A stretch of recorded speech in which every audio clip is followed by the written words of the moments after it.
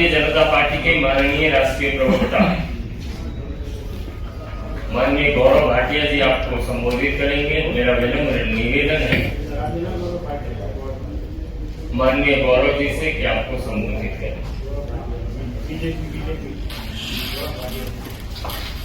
आदरणीय संजय प्रयुक्त जी, बहुत बहुत धन्यवाद। सारे पत्रकार बंधुओं को हमारा नमस्कार। ये प्रेस वार्ता जो है, जैसा सभी न्यूज चैनल्स पे चल रहा है, भारत में सबसे बड़ा कट्टर बेईमान पापी आपका कन्वीनर अरविंद केजरीवाल कांप रहा है थर-थर। सर्दी में निकल रहे हैं पसीने, अंदर से हुआ है बहुत उसमें डर। और क्यों? कारण यह है कि ईडी ने चौथा समन भेजा अरविंद केजरीवाल को और उनसे पूछताछ करना चाहिए। ये तो न्याय संगत है, कानून संगत है। लेकिन अरविंद केजरीवाल ऐसा क्या हुआ कि सर्दी में आप के पसीने छूट रहे हैं, आप थर-थर कांप रहे हैं, आपको डर लगने लगा है, आपको ये जानकारी हो गई है कि जेल की सलाखों के पीछे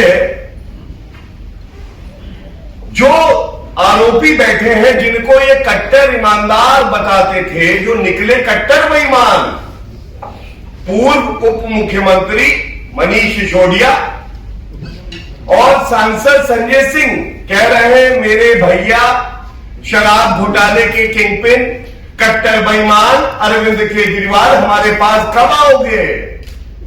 हम व्याकुल हैं, हम चाहते हैं कि जेल की सलाखों के पीछे आप आइए और एक नया घोटाला करें।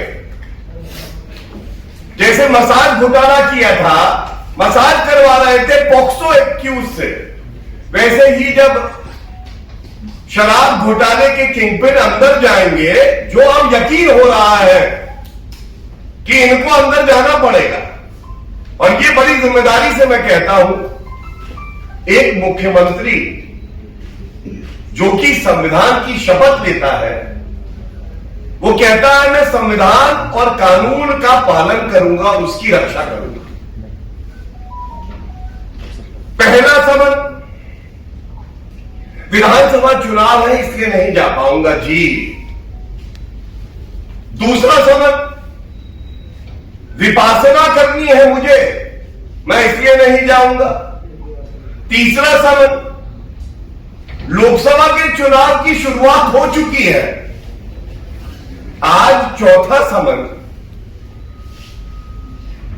समन आया और बताया ये जा रहा है, आप सब पत्रकार बंधुओं को ज्यादा जानकारी होगी। एक अवार्ड सेरेमनी थी, नाम था एक्सीलेंस इन एजुकेशन अवार्ड।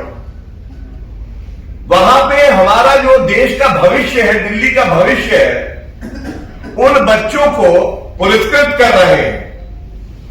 जनता दिल्ली की और देश की ये कह रही है अरविंद केजरीवाल तो केवल एक्सेलेंस इन करप्शन अवार्ड में मुख्य अतिथि बने और एक कोचिंग सेंटर खोले, किस तरह से घोटाले होंगे।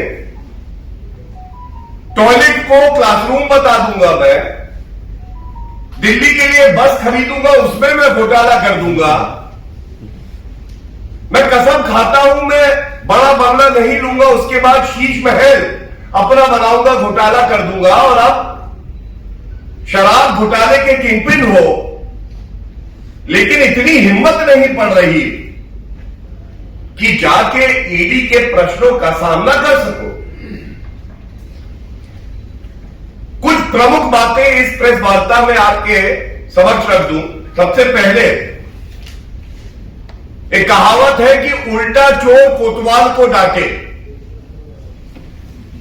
तो आज ये कहना गलत नहीं होगा, शराब घोटाले के किंगपिन ईडी को बता रहे हैं कि तुम अपना समन वापस लो। ईडी से सवाल पूछ रहे हैं। आजाद भारत के इतिहास में ऐसा नहीं हुआ है कि कोई व्यक्ति जांच एजेंसी समन देके बुलाए और वो जांच एजेंसी से कहे ये बताओ समन वापस लोगे या नहीं। अराजकता का पर्याय कोई है जिसके डीएनए में अराजकता है, कानून को तोड़ना है, भ्रष्टाचार है, लूट खसोट है, कमीशन खोरी है, चोरी है, तो वो अरविंद केजरीवाल है। और दूसरा बड़ा सवाल जो आपके माध्यम से मैं चाहूंगा कि अरविंद केजरीवाल जहां पे भी जो उनके शराब कारोबारी घोटालेबाजों के साथ बैठ के ये प्रेस वार्ता देख रहे हैं, बताएं पहला समन आया 2 नवंबर 2023 को आपको जांच एजेंसी के सामने जाना था। करीब करीब 2.5 महीने का समय बीत चुका है। ये जो लंबे लंबे पत्र आप जांच एजेंसी को लिखते हैं उसकी बजाय आप कोर्ट क्यों नहीं जाते? आप क्यों नहीं कोर्ट जाके सारे साक्ष्य दलील अपनी रख दें? और मैं पुनः कहूंगा दूध का दूध और शराब की शराब हो जाने दीजिए। लेकिन अब ये यकीन हो गया है कि अरविंद केजरीवाल जानते हैं कि उन्होंने ये जो घोटाला किया है हजारों करोड़ रुपए का, जैसे 10.5 महीने से मनीष सिसोदिया को बेल नहीं मिली है, संजय सिंह 3.5 महीने से बेल नहीं पाए, अंदर है, तो अरविंद केजरीवाल भी जान गए हैं कि उनका भविष्य जो है वो अंधकार में है, जनता को जवाब देना पड़ेगा। और बिल्कुल स्पष्टता से ये बात कह दे, अरविंद केजरीवाल कट्टर बेईमान पापी, आपके कन्वीनर सुन लो, कानून से ऊपर तुम हो नहीं। और जैसे किसी भी व्यक्ति को चलने के लिए जमीन पर कदम रखने ही पड़ते हैं, इसी तरह से ये बात जान लो, जो भी मुजरिम हो, जो भी व्यक्ति हो जिसको समन दिया है, वो कुछ समय कानून से भाग तो सकता है पर बच नहीं सकता है। बचने वाले नहीं हो आप अरविंद केजरीवाल। ये जो सरकार है ये आज पर्याय है ईमानदारी की। ये पर्याय है कि अगर घोटाला करोगे तो सख्त कार्रवाई होगी, तुम्हें बख्शा नहीं जाएगा। और इसीलिए मैंने तमाम उनके वक्तव्य देखे, अभी भी चल रहा था। मैं केवल याद दिला दूं भारतीय राजनीति के गजनी को, जिनकी याददाश्त चली गई,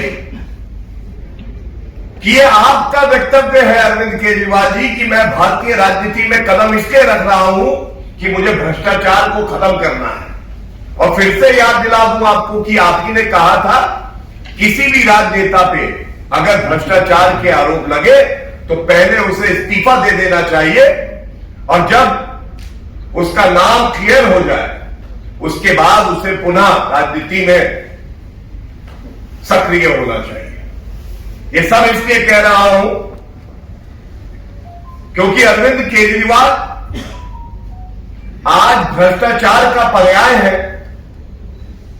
और जो गंदगी उन्होंने मचाई, जो उदाहरण उन्होंने जनता के बीच में पेश किया है, यह चिंताजनक है कि एक मुख्यमंत्री आज भारत के संविधान को तार-तार कर रहा है और अपनी जवाबदेही से भाग रहा है।